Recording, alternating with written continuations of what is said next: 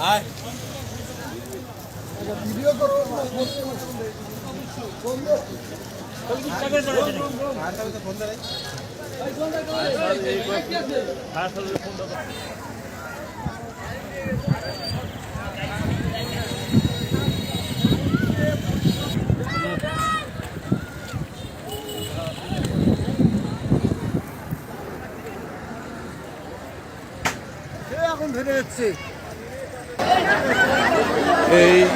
যে গোডাউনে অগ্নিকাণ্ডের ঘটনা ঘটেছে সেই গোডাউনের যে স্টিলের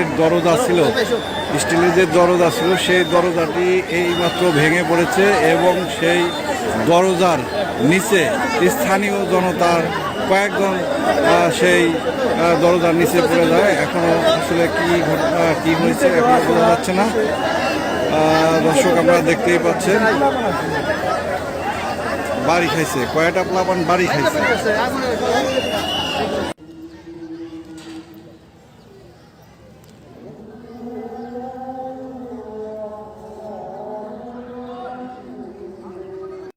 চারটা 5-এর দিকে সংবাদ পাই যে বিআইডব্লিউটি নির্মাণাধীন একটা ভবনে এখানে আগুন লেগেছে। পরবর্তীতে আমরা আমাদের টার্নআউট 4:05-এই গমন করি।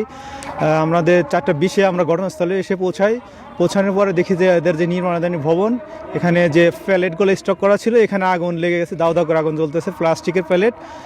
আমরা জানতে পেরেছি যে এখানে জেনারেটর চালিয়ে ওয়েল্ডিংয়ের কাজ চলমান ছিল নির্মাণাধীন ভবনের। তো ওয়েল্ডিং থেকে যে ওয়েল্ডিংয়ের যে স্ফুলিঙ্গগুলো পরে মূলত প্যালেটগুলোর মধ্যে পড়ে আগুনটার মূলত সূত্রপাত ঘটেছে বলে আমরা জানতে পেরেছি।